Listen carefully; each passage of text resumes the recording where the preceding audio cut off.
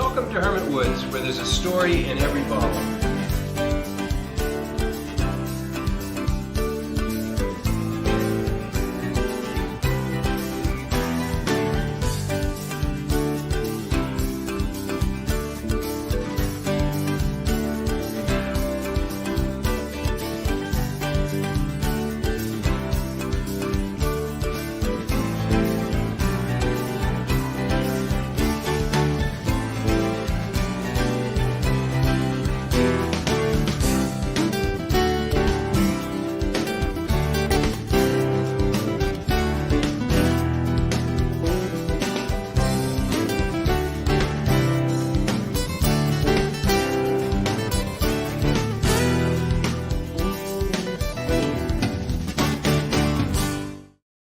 Look at you. Are you he's we're live. We're live, but we're trying to open a bottle here.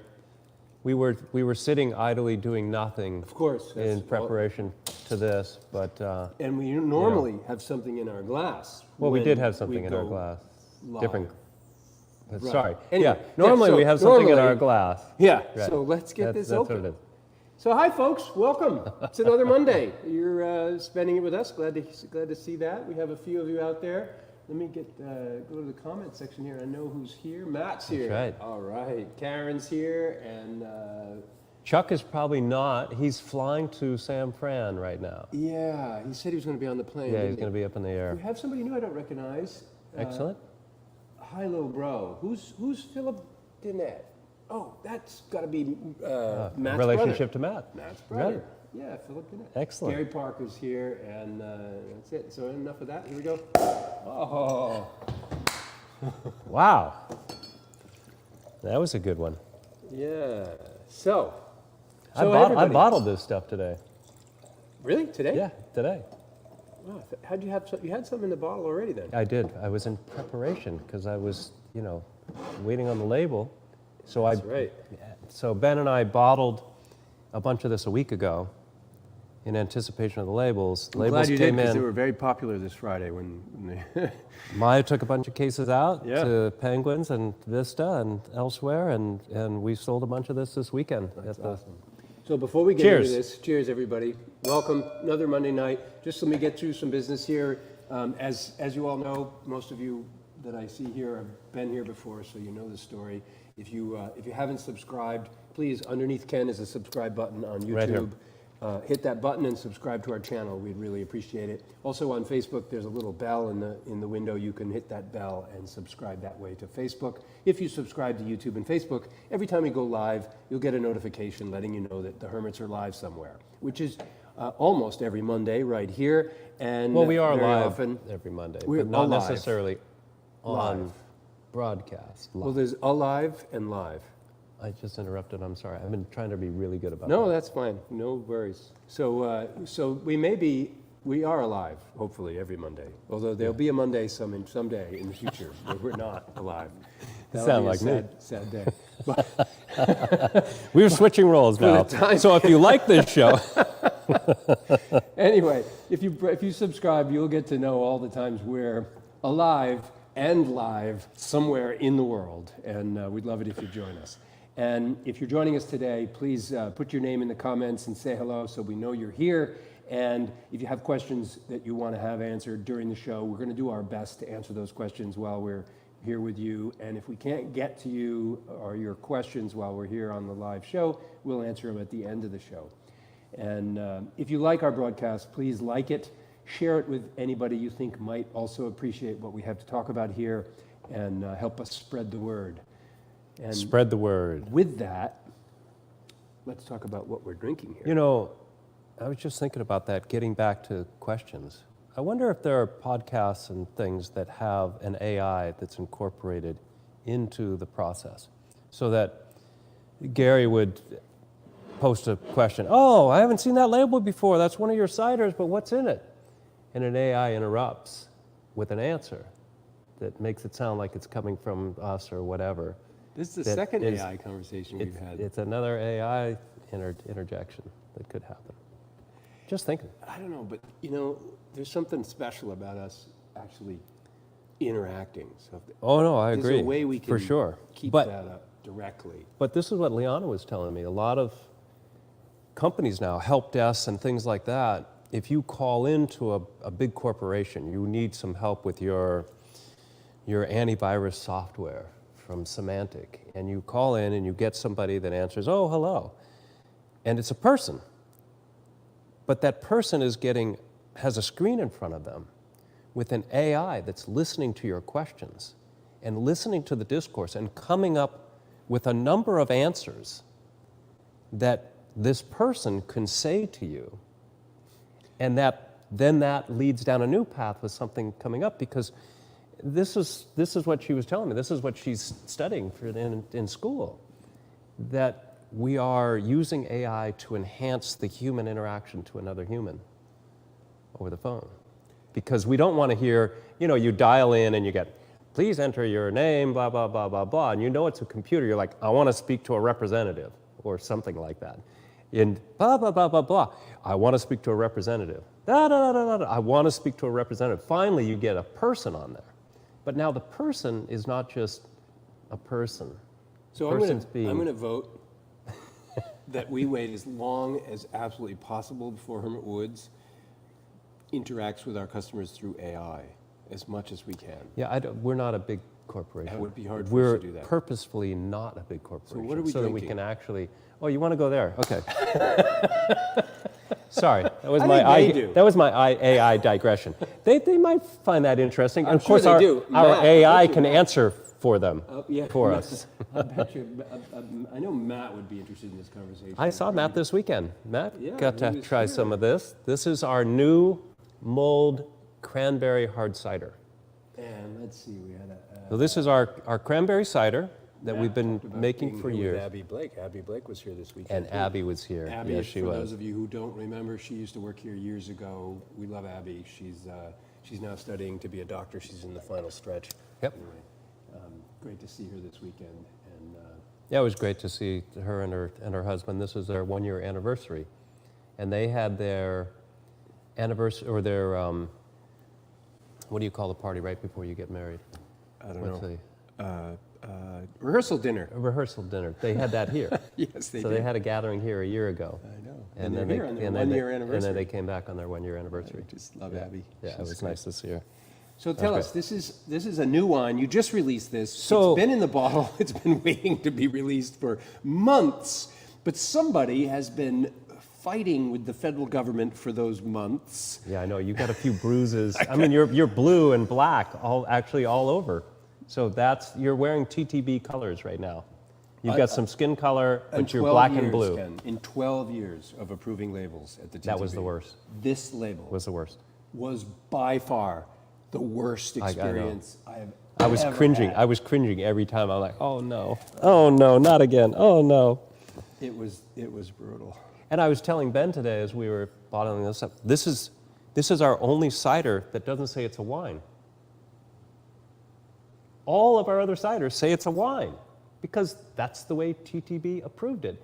And when we presented it to them as a new variation on what they have approved before, they're like, no, why, it's just say cider. Well, see, this is partly because I was fighting with them. I was literally fighting with them on the phone and in text and in emails and in their forms, fighting with them, trying to figure out what do they want. I would have put they could have told me to put the word monkey on there and put the stars and stripes on there. They could have told me anything, and I would have put it on there so I could get it approved. That's all I would have had to do.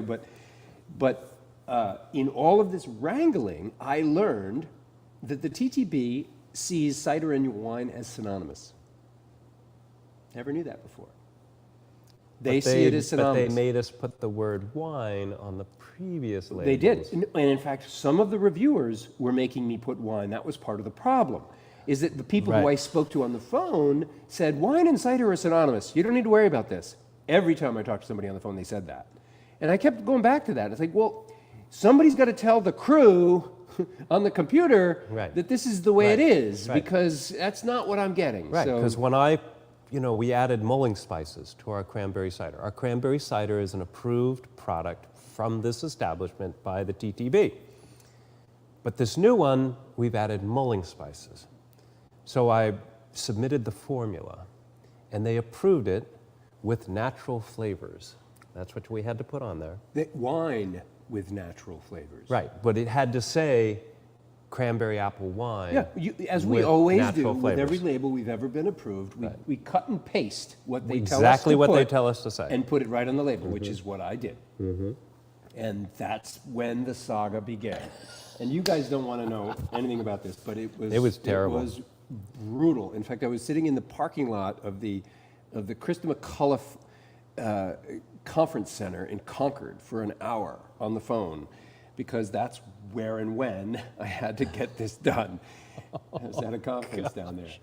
But anyway, it got done, and I'm happy it did, because it's a brand new product. And and this was the other part that was complicated, is that this is not a font that you could just get on the computer. Oh, I know. This is hand designed by our label designer. So every time I needed to make a change, I was going back and forth, and I only did that once, and I realized that's not a good idea. Right. We should just do it with regular typewriter text, and then have her until stylize it's approved. That's what we did. Yeah. And then get her to stylize it. So this is our cranberry cider. This is our regular cranberry apple cider that we've been it's in a bottle right downstairs right now. We've been selling it for years, but for this holiday season, you decided to try a mulled cranberry cider, which is quite interesting. Yeah, it was really born out of a need. We had a lot of this cider that we had put together, and we wanted to present it in another way that made sense for the holidays. And we've been making mulled wines here for a long time, as the whole planet has for centuries. You take various spices and warm it up, and it's a delightful drink, especially when the weather's cold, in the holiday season. And the cider was just sort of begging for it. You already have cranberries and apples. I mean, it's like a Thanksgiving dinner, some of the key components, like apple pie or cranberry sauce.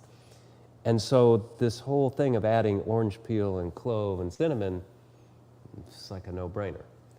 The key here that took quite a bit of time, and I think we got it just about right here, was to have the spice complement the cranberry cider, but not make it so perfumey, so over the top that it becomes, too undrinkable, becomes more like a perfume. At the same time, I didn't want to make it too sweet, where it would be heavy and cloying. I still wanted to have It is sweeter, a though, isn't cider. It is a little bit sweeter. Yeah. But just a touch. I mean, it's like it's 38 grams instead of 35 grams per liter. So it's a very small This is the first time amount. I've had it since you offered me some samples of what you were trying to do downstairs. That was months ago. And it really came out nice. I'm really pleased It's about right. I mean, I wouldn't have a problem drinking the bottle. And that's really my metric. That's a measure. We said when we started this winery, it was Crushable. about, we're going to make wine that we will drink. Yeah, it's not Makes sense. uncommon to be at home and open up a bottle of Red Scare, and a while later that bottle is empty. It's just, single serving. It's a nice Well, format. that policy was decided because when in the early days, we said to ourselves, well, if this whole idea as a model, as a business model, goes belly up, Well, if our AI takes over the world, or genetic engineering changes AI everything, starts making wine. that's what they will. They probably already do somewhere, Oh, I'm sure they do. I'm going to guess.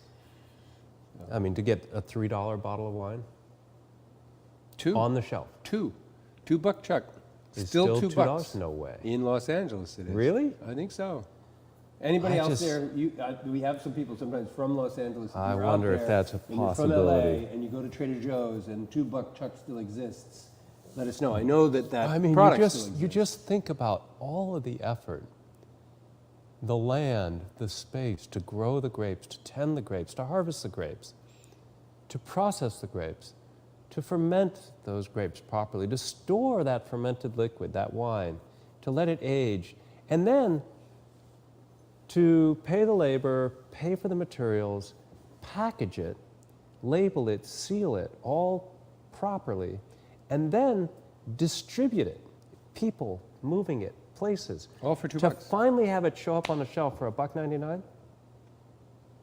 That's the It's volume just- business. That's the way it works in just- beer. That's the way Budweiser works. Budweiser makes Henry Ford nailed a it. billion cans of beer, and if they make 1 penny on each can, or It's 10 still- cents on each can, it's still a lot of money. It's still Yeah, no, that's but that's the not what we want. at that scale, those margins you've got to look at.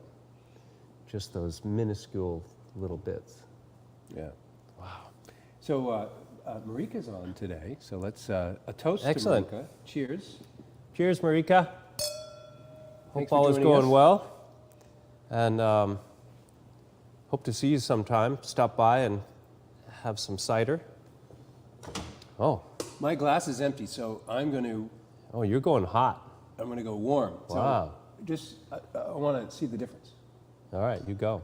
So So this is a little Look at the uncontrolled. steam. This is Look a at little. This is a little uncontrolled on my end because look at the steam coming out of that. the mulled cider that's in this may have originated off of the tank that we made this from, but the amount of sugar that gets put in there and how They long determine it. and how long they cook it. Well, given how It's hot this is outside. coming out of the glass right now, I'm going to guess that there's relatively little alcohol left in Yeah, this. it may not be much in there, right? If you heat it up to what, over 170 or 180, where's the magic point in which you start losing your alcohol? Depends on the type of alcohol that's It's in it. 73 degrees Celsius, so whatever that is in Fahrenheit. I don't know. But that's when ethanol starts to vaporize. Yeah, I'm going to guess this is Denatured this has been denatured. This is alcohol-free alcohol. cider. It may be. You know, and really, for years, we've had a number of different mulled wines here at our winery. This time of year, it's such a great thing. You come in from a snowshoe or just walking around town and it's cold out, and you come in to a warmer environment and you want something soothing and pleasurable, and you want a glass of wine, but not necessarily a cold glass of wine. And mulled wine is really nice. And, you know, the Scandinavian, northern climate places figured this stuff out. It's It's good. hot. It's hot. Jesus. It's drinkable. It's That not hot It's not box going to at work. burn your tongue or anything. It's not that hot, but it's nicely put together. It's not overly sweet. There's no carbonation left because they boiled that off.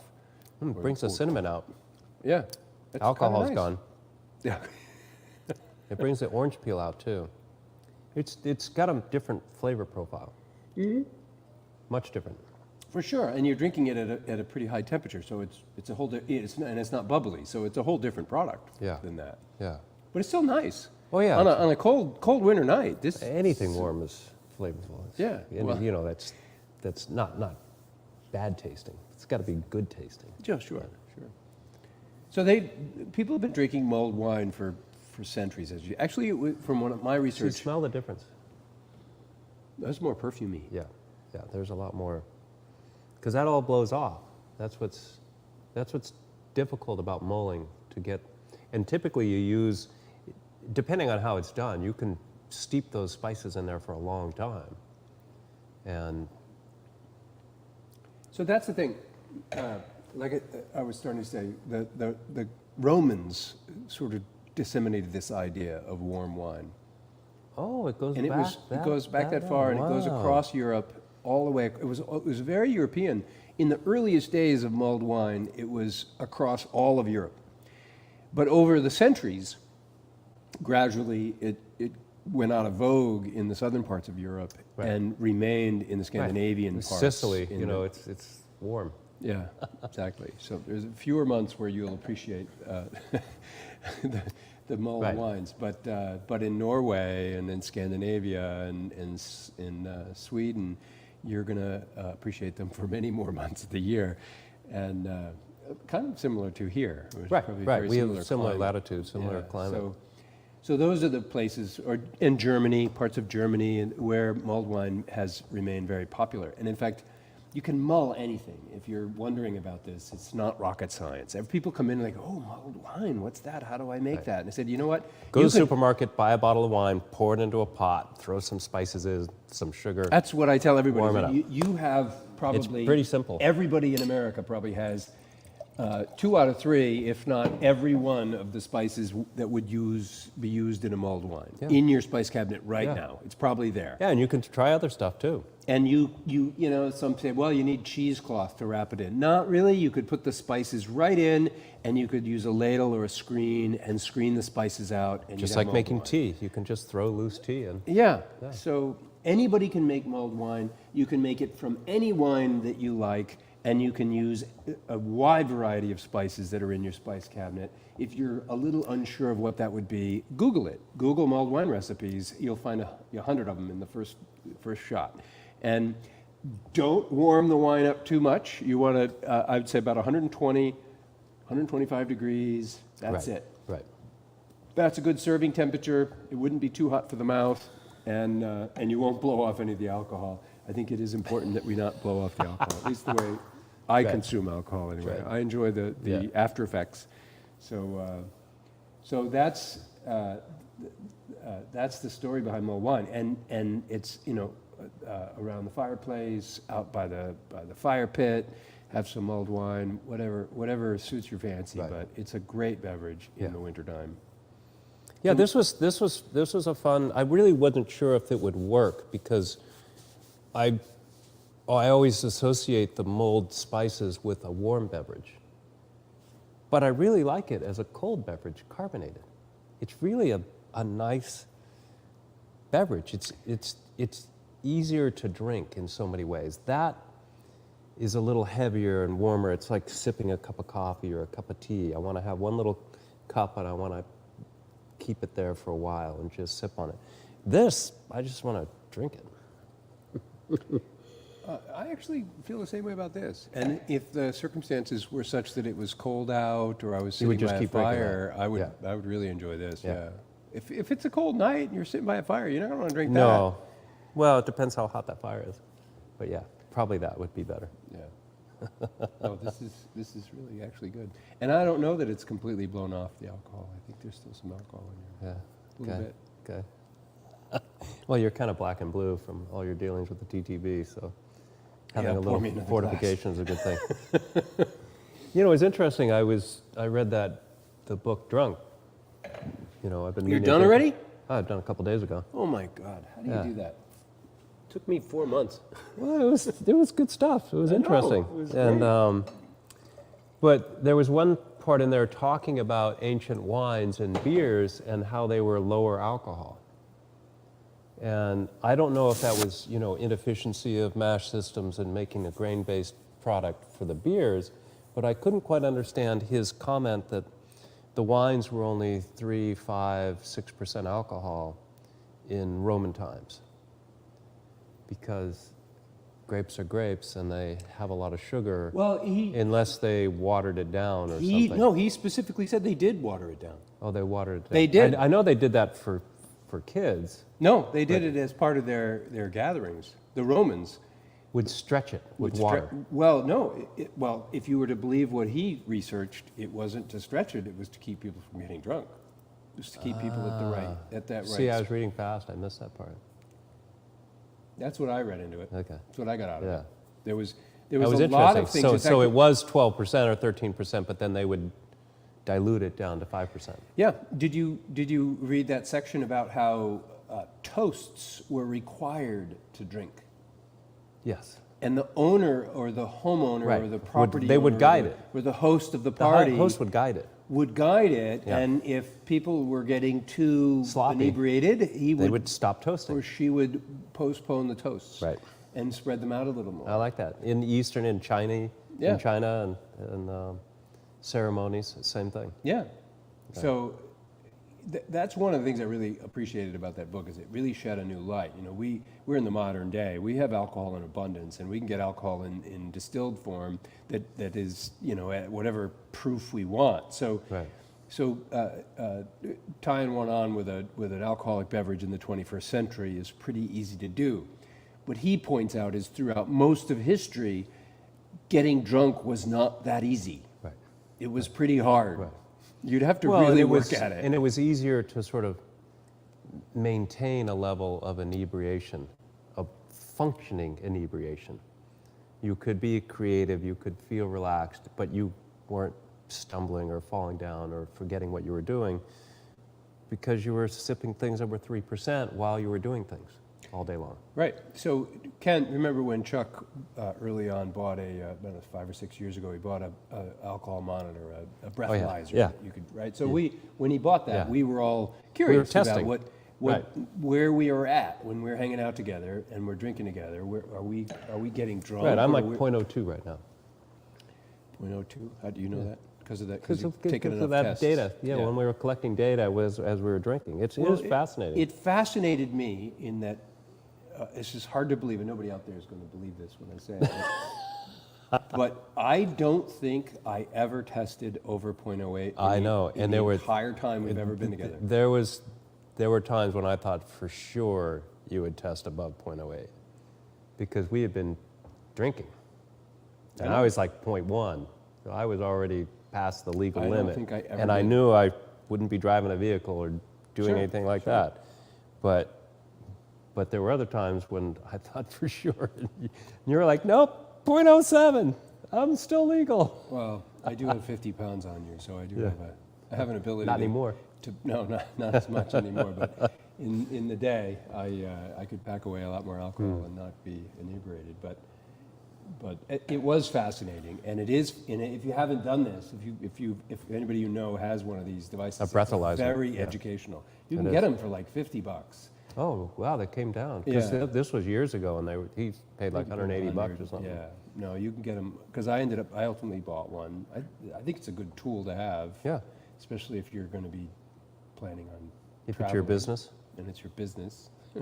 So anyway, I do it for the same reasons we did it back then. I Right. do it just to have get a read on how do I feel when I'm blowing at different alcohol amounts. But no, it's a good experiment. It was a good book. It was a lot more than the talk, of course, that we heard down in Nashville. Much more in depth, fascinating collection of data. A couple things were a little repetitive, but for the most part, a really well-structured, very educational book on a pervasive entity, vehicle, component to our species and other mammals. That's fascinating. That goes back through our entire history. That a lot of what we probably ended up doing and becoming, a civilized, concentrated organism, owes it to alcohol. I mean, that's his thesis. We would not be able to live in Boston unless we consumed alcohol, basically. We couldn't live in Boston? No, any sort of city, any sort of complex place where you have to trust other people and deal with the interactions. Well, he actually takes a deeper plunge than that. He actually makes the statement along the way that it's a small miracle humans are even able to do what we do as it is, that we've come as far as we have, because he points out that as individuals, we're morons. As individuals, we are not smart people. Yep. He says this Yes. straight up. So the I only know. reason society has gotten to the place that it is today is because we have each other. We build. That's the one thing that we've figured out. We're how much to better off build together than on each separately. other's experiences. Exactly. So we don't ever have to go it alone. We're always going to. First of all, we have Hermit Woods Winery. Would you have done this on your own? Could you have done this on your own? I know I couldn't do it on my own. No, and not Not only a that, chance. even the three of us, could we have done this on our own without the compiled experiences everybody else. of everybody And who everybody fed out us, there. and all the wineries we visited, and all the Right. people we talked to, and all the history we looked at, and all the Googling we did, and all of the ideas that were fed to us from history, long history of people figuring out how to make alcohol out of things that we're making alcohol out of. This is because we do things together. It's a community. It is a community. That's what it's all about. That's So his major thesis. it is. It's Yeah. fascinating. Yeah. I thought it's one of the best books I've read in a long time. Well, it's great too because it comes after a lot of other archaeological discoveries that have happened in the past couple of decades, where we've sort of flipped this idea that we went from hunter-gatherers into an agricultural-based organism that then could become civilized and have urban centers. It's not that way at all. We found alcohol, and we said, oh, we like alcohol. Let's make more of it. Oh, let's grow grain. Let's grow a vineyard. Let's organize ourselves to be able to He do did this. point out that there were some parts of agricultural society where Yeah. it was clear that what they were growing was not intended for food as much as it was for creating alcohol. It was beer before bread. That's What was it. the other book we read recently that was the history of the world? Yeah. The origin of everything. The Where origin they- of everything. Yeah, that was a great book also, and was a that really great book. dug in on that. And he missed it in this one because he was not privy to what that book had talked about from archaeological and anthropological standpoint. So he still talks in a basic idea that we went from hunter-gathering to, He questions you know, it though. well, I'm sure if I should just send him that book, send him a note about that book if he hasn't come across it, Yeah. to read that book because it fits in perfectly with what he's saying. Do you remember the name of it for everybody out there? What book that I'm is? pretty sure it's the origin of everything or the beginning of everything. And it's two people. One of them passed away. One not has too passed long ago. away, an archaeologist, an anthropologist. Brilliant, absolutely brilliant book. That I read twice. 'Cause Really? that was a much bigger See, I study would than this read- one. The Drunk was a simpler thesis straight ahead, but that other one was like, it was like encyclopedic. Yeah. That was a good book. Encyclopedic. Maybe I'm at .03. Encyclopedic. Encyclopedic. That sounds right to me. Anyway, that was good. So, beyond mulled wine, if you're a club member, you probably in your email box have an email from me today that is outlining some of the things that are coming up. Oh, we could talk about a party. Great segue. There's two things that I want to talk about. So 2 weeks ago, or no, last week, we talked about the idea that we were going to put together a hike to go visit the Hermit. We have a date for that now, right? And now we have a date. Isn't it like next Sunday? It's the Saturday after Thanksgiving. Oh, that's the what it is. 25th. That's right. And that was a request. I think it was Priscilla asked if there's any way we could do it on that weekend, and I was glad I was able to figure that out. I hope that didn't bump anybody else from being able to go who wanted to go, but that is the day. You might look at your screen. There's been a lot of like text flying past over there with stuff going on. Oh, we have a good question here from Matt.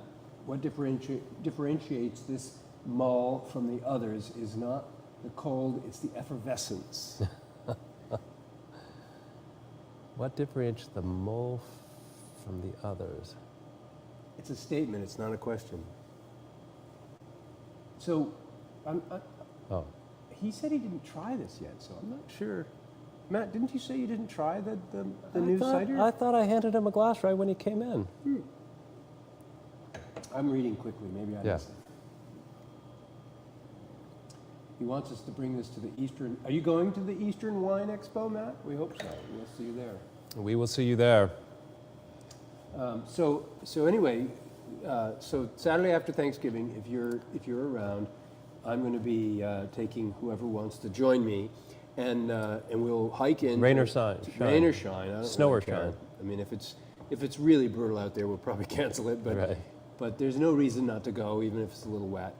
It's a short hike. It's a short hike. So we're meeting at 10 on Hermit Woods Road at the border of Samberton and Meredith. And if you don't know where that is or you want some help finding it, you just need to send me an email as I put in the listing.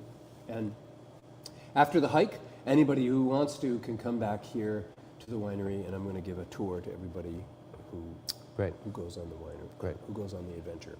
So I'll probably be able to do that. And then I actually have a gathering at my house that afternoon on that same day. so you're going to go on the hike. I'm going to go on the hike. Oh, good. But then, and I'll probably come here for a few hours, but then I've got to head back home. Great. So I hope you can make it.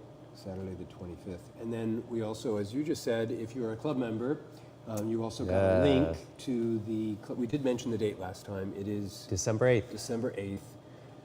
We have a piano player again this year. I don't know who they're going to be yet, but we'll have a piano player and some nice food and some nice beverage, and I hope you can come. It's from 7 to 9, Friday night.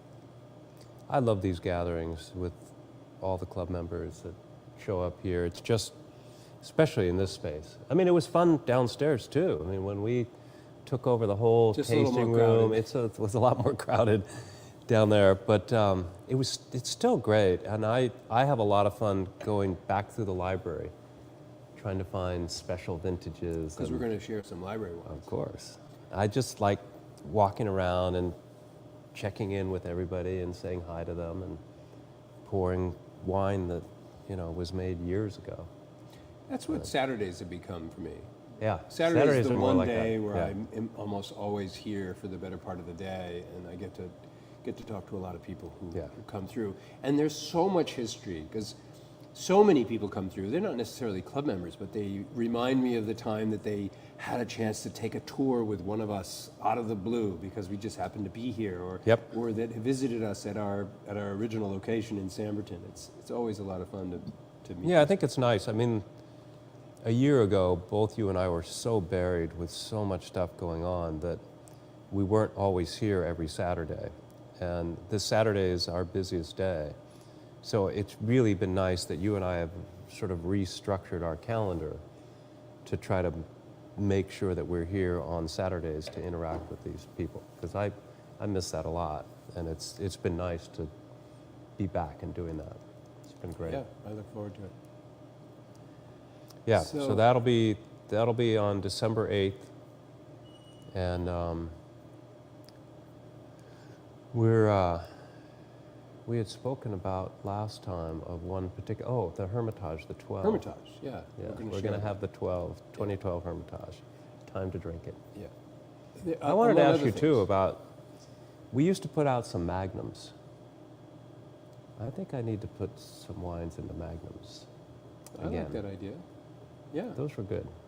We had PBR. Are we out of them? Oh yeah, we're all out of gone. them. Oh yeah. Yeah, long gone. Magnums and bigger than Magnum, right? It was one. Yeah, the Hermitage we did was a, what size was it, Jeroboam? Or it was 6 or 8 liters. It was 8 liters. Jeroboam. Anybody out there know what an 8-liter container of wine is called? Yeah. Is it a Jeroboam? Somebody will Google it. Probably. Yeah. They get great names, Nebuchadnezzar and There's like a dozen different sizes, Yes. all the way up to something you can't even carry. yeah, you can't even lift up. Right. And what else? In the newsletter, I also talked about another fun event. I'm excited. I hope New you Year's are Eve? too. New Year's Eve. Yeah. I just saw on your listing there that Craig Jaster's playing piano. Craig Jasper's going to be on the piano. Awesome. And we have a sultry jazz singer, Yeah. Ashley Warwick. She's going to be here. She's a Berkeley-trained jazz singer. Yeah. And she's got a drummer. Her husband's actually a drummer, so it's her and her husband and Craig Jaster. And we want it to be, it'll be in the spirit of a listening room, but it's going to be a little more festive, casual, a little more casual. Sure. And if you get a ticket to this event, we're going to be offering, we're going to take a break midway through the show. I saw that. To put out a nice Pop dessert. a bunch of Cirque du Strawberry. And Cirque du Strawberry. We're going to have a champagne toast with all of you and celebrate the new year. That's going to be nice because it's not at midnight. No, it's earlier It's in the day. earlier in the evening, I so don't people make it can to midnight actually. very often anymore. So there was a day. Well, you're all black and blue from know. dealing with the TTB. You can't stay up so late anymore. No, like 9 o'clock. It's good Yeah, for me. you're in your 60th year. So, I get up yeah. earlier though. well, I know it's good. It's a good time to get up early. Yeah. Especially now, the light has changed. It gets so dark, and the It's so sun is dark so early. such a low angle for so long. Yeah. But So that's coming up New Year's Eve. One more event that nobody knows about that I just posted. We have, and I'm going to be terrible about their last names. There's 2 people, Vera Slowaski, I think is how you say her name. She was here. She did the Ukrainian fundraiser show. Oh, where we put a performance on, and we raised about $1,300 for a charity that went to help victims of the war in Ukraine. And it was a great show, and Vera had such a great time. She contacted me a couple months ago, and she said, I'd really love to come back and play that room again. great. And she has another gentleman who she plays with, David, and I won't even try to say his last name. It's also a Polish name, who plays big venues, Lincoln Center. Wow. And he's very well known. So very super established talented artist. people. Yeah, and the two of them are going to be putting on what I think is going to be an amazing show on Saturday night, January 13th. Middle of January. Middle of January. Okay. It's actually the right before Martin Luther King's celebrated the great. holiday. Yep. So it's holiday weekend, and so Good. if you're interested in that, it's cabaret style music, and it's a little different than what you normally Good. hear here, but really Hear, talented hear. people. Is that like a there? There. Where did that come from? There. Chuck. That was in a book. Chuck's No. been doing, well, it's been, there's have been around for a while. Anyway, They've been there and there. well, we're going to be here. We're going to be here, Not here. there. We're going to hear. And hopefully you'll be here too. So You'll hear instead of be there. yeah, exactly. That's very good. Don't be there, be here. That's good. And you've probably all had a chance now to see our new website. I saw some new things on the website that you showed me today. Yeah, it's coming. We're he's, not done he's yet. building it It's still coming. continuously. Yeah, Right. we've got another month or two before. I think it's probably going to be, well, it'll never be finished, but before it's in the same place. We'll get the 90% Yeah. part done, Yeah. the bulk of it done. So if you have seen it and you have thoughts or questions or comments, send them via email. I have a comment. Yeah, I love this new website. me too. It really captures us nicely, I think, in a very, finally you can look at it on the phone, and it's quick and easy, and it's to the point, and really, summarizes us, who we are and what we do.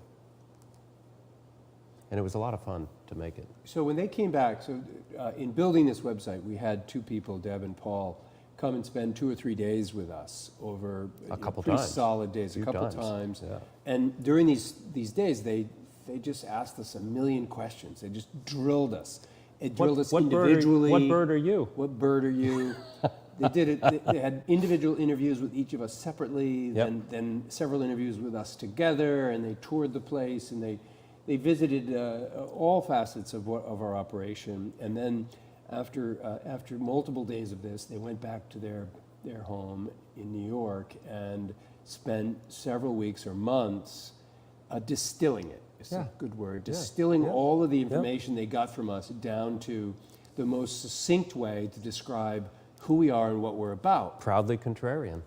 And they came back, that first meeting, I was Yeah. blown away. They came back with this idea that we are proudly contrarian, and they nailed it. Yeah. I mean, I feel that is more about who I am and who we are than I don't think any other two words could ever describe. We are, it is, I mean, the picture of me standing on my head, it's, the way I describe it in the tasting room, when someone comes in for the first time and they're trying our wines, and tell them a little bit about our history, and we're importing grapes and making things. And then I said, well, we just flipped it around.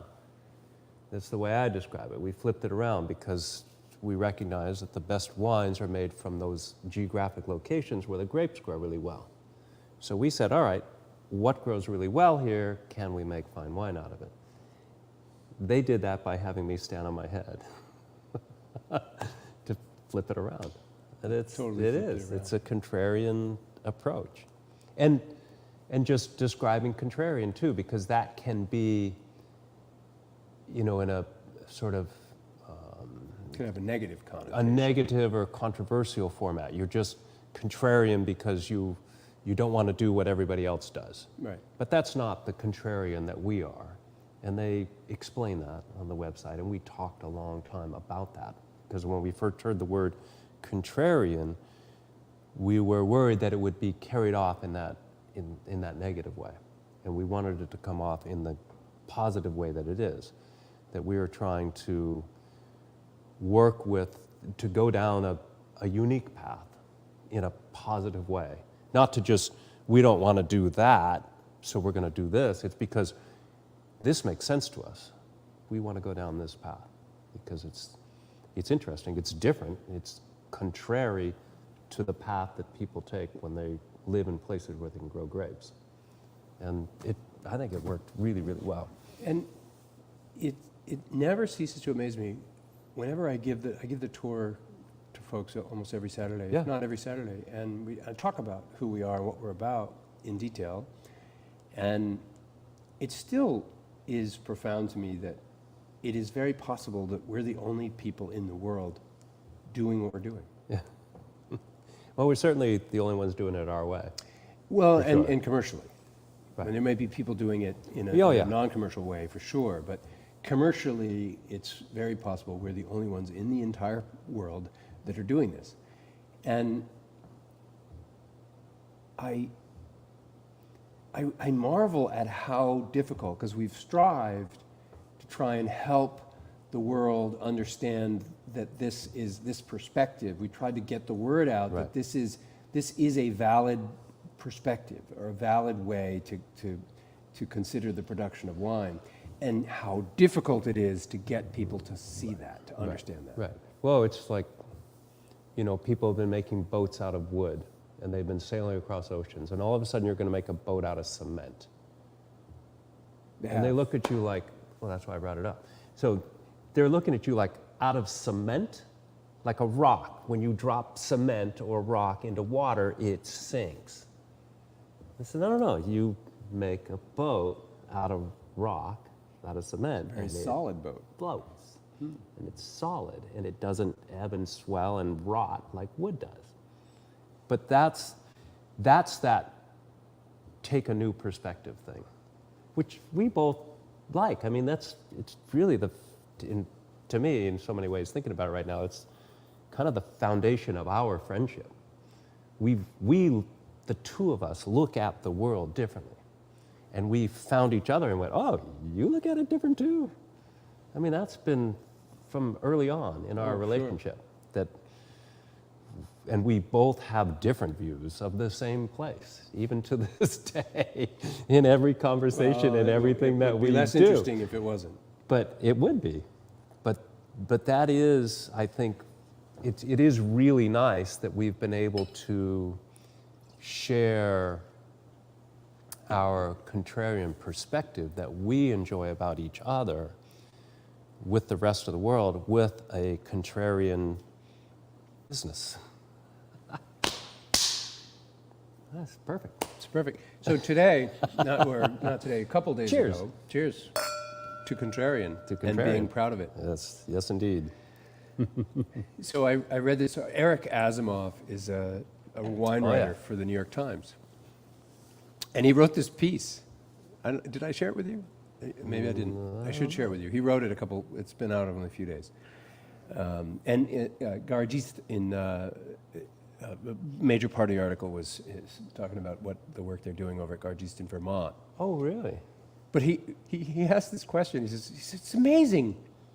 The whole premise of the article, and I'm reading it, I'm like, wow, where have you been, Eric? Yeah. He's writing this whole story about how people are using fruit that actually is native to the area that they're making their wine, and how this is in the times of climate change, how important this is. And we're like, hello, we've been doing this for years. I mean, it's really actually it's more suggestive of what a poor job I do. It talks about a great job you do making great wine, and what a poor job I do getting the world to know. You have a much more difficult job. You have a much more difficult job. You have paradigms against you. I just work with the fruit that grows here and use techniques that are well vetted. You have a much harder job. Oh, tell me about it. I It's a have much harder reached out job. to Eric I mean, we before. get it with everybody who walks in the door. Oh, fruit wine, huh? Yeah. Okay. What are you doing that for? Okay. Oh, great, fruit wine. Whatever it is. But it's a pigeonhole. Oh, yeah. It's already nailed down as to what it is. And unless you get to describe it, unless you get to help people understand what it is you're Or doing and pour why them a you're little doing it, Petit or Blue pour it Reserve. for them, it's almost impossible to, and there's so many small wineries across the universe who throw fruit in a fermenter and ferment it and make something that is some approximation of wine. It's happening all over the world. It's been happening for hundreds of years. Right. And very few of those people are ever taken very seriously because, again, people who take wine seriously don't take that type of beverage seriously. Right. So Eric Asimov is a wine connoisseur. He's somebody who takes wine very seriously. Oh, yeah. So having a sweet blueberry beverage is not going to tickle his fancy. It's not going to get him excited. Right. So we are that. We are representative of that vast number of people across the planet who's decided to just ferment some random fruit in the backyard and come up with something. It's like when the Lake House White was poured, the first wine down in Maryland, and I'm looking around at all the tables of these winemakers, smelling their glass and looking at each other, because everybody else is like, "Hey, wait a minute, are you smelling this too? It actually smells like wine." It was awesome. So that's it why was great. When Eric put that out, he put his article out on Twitter a couple days ago, and I commented with the link to the article. To Paul's article? To Paul's article. Good. So Excellent. He's a busy man. He'll probably never Sure. read it, but whatever. I hope someday. That's the only he way reads you it. make a hole in the dam is you keep poking at it. Yeah, Yeah, we'll get it up. We'll get the I word know, out I have there. no doubt. All these people out there on this show with us, they're going to help us. They're Help us, please. our champions. Knock down the barriers. Knock the barriers Make it down. happen. It's happening. It's happened a lot. in Put the Red last Scare 12 across years. the planet. Do you really want to do that? Well, I mean, there's only... Direct to consumer. There's only so many cases. Yeah, that's right. We're not going into production. We're not going to make $2 Red Scare. No. No. All right, we're coming to the end here. So, We've been coming to the end for most of our life. well, that's what I said. Eventually, one of these Okay. Mondays, we're going to show up, and one of us is going to be here, and the other's not. That's gonna be a very sad day. There's a nice thought. Well, There's a someday, nice thought. But someday. you know what? No matter what, we will be here in spirit forever. And there'll be digital versions of it. Interview him. Yeah, Eric Asimov? Eric Asimov. Oh, yeah, that'd be great. I'd be happy to. You can put him in touch with me, Matt. I'd be glad to. Speaking of interview, there's a couple things I want to share. I've reached out to We a few should people. talk to Paul. We We should have get Paul on the interview. Paul. Vignette from Maryland. Oh, sure. I just thought of that. Yeah. So we've been doing some work. I know usually these shows end up, getting posted Sunday before, if not Monday morning of, if at all sometimes. But Right. They know that's that. the goal. That's the effort to try and get some forethought into this. And we have some exciting people who have agreed to be on the show. Whether we get them here or not, we still don't know. Well, we will. It's just But a question of when. Iago, who's doing the kiwi berry experiments down in Iago Hale is the director of the experimental. He's agreed to growing. come and be Yep. interviewed on our show. So he's coming over the next few Are months. you going to give them all away right now? Yeah, absolutely. Awesome. I want to let people Tease know 'em. this is exciting stuff. Good. We don't know if they're actually going to come, but we'll see. Ash and Matt are both going to Yes, join from us. Sap House From Sap Meadery. House Meadery. Yeah. Ash has been here before. Matt has not. I'd love to have the two of them sitting on this couch. And I've told We everybody did I a want them to come in. virtual with It was Ash virtual. during It's- COVID, during deep COVID. It's so Right. much better to have people here in Oh, yeah. person. So, and then we have Chuck Souther and his wife will be joining us Diane, yes. at some point in the near future. From Apple Hill Farm. From Apple Hill down in Farm. Concord. And Steve Steve Chabolsky. Chabolsky. Steve Chabolsky, the mustard guy. Yep. Great guy. You're going to love him. He's going to come and He's a fascinating and guy. talk about we sell his mustard here, and we serve his mustard on almost all our food. And his rhubarb is in our wines. And his rhubarb's in our wine, and he plays banjo. He's going to. I Yes. told him to bring Yeah. his banjo. Oh, yeah, that'd be great. Um, And Steve Wood from Farnham Hill Ciders. Steve Wood is going to. Yeah. Yep. I'm He excited. agreed as well. That would be awesome. He's the creator of Farm Hill. Super excited to get him here. I'd like to get his nephew here too. Oh, yeah. We found out Why not? after the show the other day that From What Three Steve Wood's Words? nephew is one of the founders of What Three Words, which is blowing my mind, but that's really cool. And then Gustav Morales, Oh, who's yeah, the imported Gus. grape. He's been importing wines from the southern part Where's of he this from? hemisphere. Uruguay or? Uruguay. Uruguay. And he's a great guy. He's been in the wine business for 20 years and has a small wine importer I remember operation. doing a wine tasting with him early on. Oh, yeah. When we were just getting into So wines he together. said he'd come on the show. That would be great. We'd love to have him here. That'd And be then there's a guy I met, I told you about him. I haven't heard back from him yet, but I'll bet you he'll agree. He came into the tasting room, and he owned one of the small, like Gus's, a small import business Okay. for a number of years. And COVID sort of steered him away from, and ended up shutting the business down. But very smart guy. I can't wait till you meet him. He just joined our club a week ago. Oh, he And, was on the. I was on those emails going back and forth Yeah. about shipping or pickup Yeah, or yeah. all that. I Okay. told him I'd love it if he'd come and be on our show with us. That'd 'Cause be great. He was a wine importer for years. He knows a lot about the industry, and he's very familiar with wines all around the world. Great. So there's Perfect. lots of really cool shows. If I can actually nail people down to dates, the only date I know for sure is Steve's first weekend of December. He'll be here. Okay. Oh, and next week I know, many of you have already met, but if you haven't been in here since Alan St. Pierre has been here. Alan is our general manager. He's been here now for a little over 6 months, and he hasn't been on the show yet. So we're going to have Alan here next week. He's been busy. He's been very busy. We keep him very busy. We do. But he's going to introduce himself to you. Trying to understand let how you to know. how to help run a contrarian business. I can't even imagine what it must be like to come in from the our outside to universe, us? from the outside, and figure it all out. You and I see it. We deal with it, and, but it can't be easy at all. Well, he'll tell us about it next week. So Yeah. Alan will be here if you haven't met him. He's our new tasting room general manager, and a great guy. Looking forward to introducing him to you. So we do have Good. actually some shows in the shoot. Hopefully, Shows in the shoot. Shows in the shoot, and. The new website, when it went up live, didn't have information about the Facebook Live series. So I haven't does been able now? to post anything, but it does now. And you'll start to see all of the shows posted under the broadcast section of the event listing. Great. Still got some work to do, but we'll get there. So anyway, that brings us 6:28. We're at the end of another hour. It's hard to believe, but thank you everybody for for joining us. It's always a pleasure. I hope you enjoy the conversation as much as I do. Effervescent.